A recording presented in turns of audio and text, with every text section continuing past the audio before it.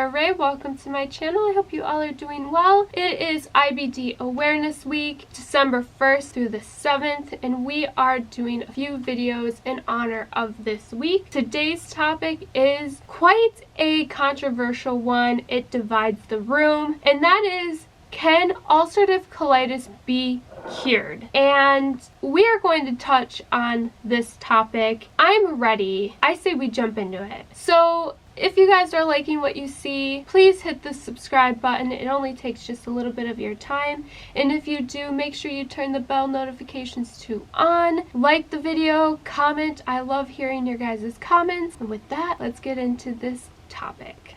Before we begin, I want to kind of give a disclaimer. Yes, this video is going to come from my own kind of personal point of view. But I do want you to know that while I am speaking, I'm going to do my best to kind of give you facts and statements that are going to come from other type of point of views, not just mine, because I want to give you the best information I can to help you form your own opinion on if ulcerative colitis can technically be cured or not. I don't want it to come off like I'm forcing you to have my views on this topic. I never want that to happen. I, again, want to give you as much information as I can to help you form your own opinion, though I am going to share my thoughts as well. With that, let's begin. First, what is ulcerative colitis? It is a form of IBD, inflammatory bowel disease, which is an umbrella term for an autoimmune disease that attacks the gastrointestinal tract, which is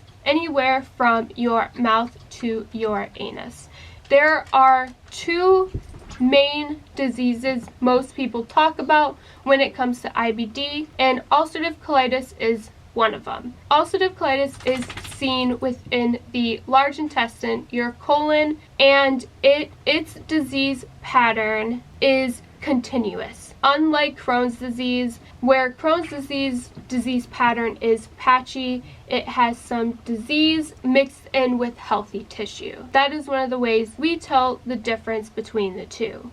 Another thing to note about ulcerative colitis is that it affects the innermost lining of the intestinal wall. Again, I'm going to kind of compare it to Crohn's disease because that's kind of how we understand ulcerative colitis the most. So Crohn's disease affects all layers of the intestinal lining. I will link a video in the description box down below that explains more about what ulcerative colitis is and get into the nitty-gritty of all about UC, but short and sweet, they do not know what causes ulcerative colitis to occur. But they do know that there are contributing factors such as environmental factors, also genetics, also inappropriate responses by the body. Also, it can be hereditary. Something interesting that's a little off topic, but we did mention about how there's a contributing factor, like we said, is genetics. There is an interesting fact about that is that there is more than 240 genetic variants related to IBD.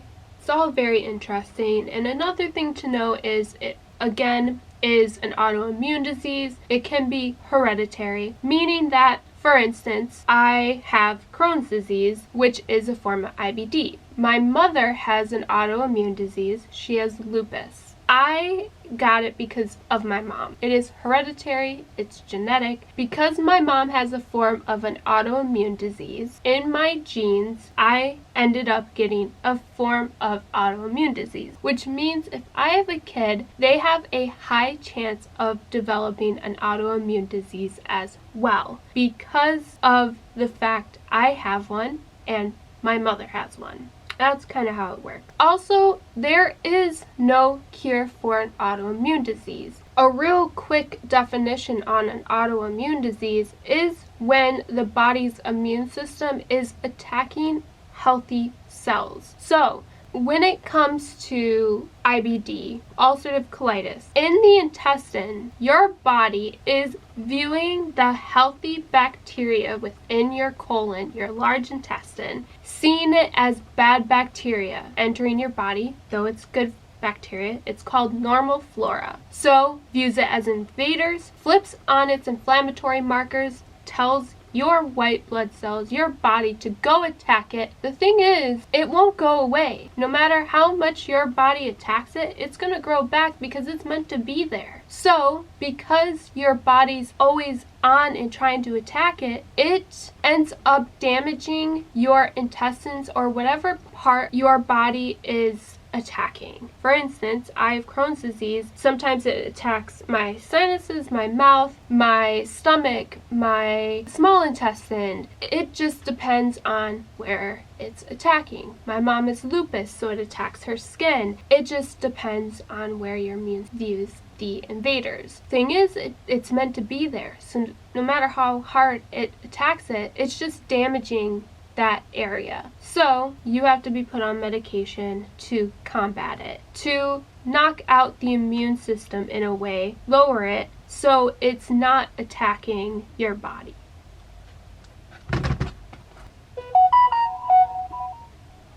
And lastly, before we really begin, a few symptoms you can have with ulcerative colitis is abdomen pain, joint pain. It can be intermediate, which means it comes and goes. You can have bloating, blood in your stool, mucus in your stool, which if you don't know what stool means, it means bowel movement, your poop. You can have constipation, diarrhea, inability to empty your bowels, which means stool, bowel movement. You can have accidents or urgencies to go. You can get anemic, which means your iron is low in your blood. You can get fatigued, you can get fevers, loss of appetite, you can get cramping and weight loss, a lot of things. So with that out of the way, a little overview of ulcerative colitis. Let's talk about, can it be cured and why this is a question in the first place. The reason people think in a way, or technically, ulcerative colitis can be cured is because when you have surgery to remove the colon, technically, so remember that word, technically your body has nowhere to attack because the object your body is attacking is no longer in the body. So in a way, does that mean you are cured? That is the big question. That is the subject that divides people. And to me, my honest answer to that question, my personal views on it, it is no. I don't believe that that means you are cured, because just because the object's not in there don't mean your body, that ulcerative colitis, is gone. You still have the disease within your body. So say they found another colon for you. They made it in the lab or whatever, because they can do a lot of that now. They've made hearts in labs, ears, I don't know. But say they made a new colon for you and they put it back in your body. You know what's going to happen? Your body is going to attack that colon because the disease is still within your body. It is an autoimmune disease, meaning there is something wrong with your immune system. It is not your GI tract, it is your immune system. So taking out the object it's attacking doesn't make the disease go away. It's just removing the object it's attacking. So it's just going to be there. Yes, it's not attacking, but you're still possibly going to go through moments of feeling fatigued. You can still have moments of nausea. You can have residual symptoms. It's not taking the disease away. On the flip side, I understand where people are coming from that say the disease is cured. Again, the object isn't there for it to attack. So you're not having the big part of the disease happening. So you're not having the pain and the, I don't know how to explain this part. The main part of what makes the disease happen, because the target of the disease isn't there. And I understand that. So you can kind of decide whether or not you agree if removing that target, that object out of the body means you're cured. I believe cured is a strong word, because if you want to get technical, the definition of here is to relieve a person of the symptoms of a disease or condition. But there is another term you should know of, and that is remission. And that definition is diminishing of the seriousness or intensity of disease or pain, aka a temporary recovery. I think choosing what words we use is important. In this instance, removing the target of the disease is putting that person in remission. It is not curing the person of their disease, because the disease is still in the body. But yeah, but I think I'm gonna leave it at that. I want to remind you guys that I welcome all thoughts and opinions. I always want to hear what you guys have to say, and remind you that don't get mad at other people's opinions if they're different than yours. Everyone has a right to their own thoughts and opinion. And yeah, thank you so much for listening. And I'm gonna go have some fun with my mom. We're gonna do some holiday stuff. Thank you guys so much for watching. Stay safe and well, and I'll see you guys in the next one.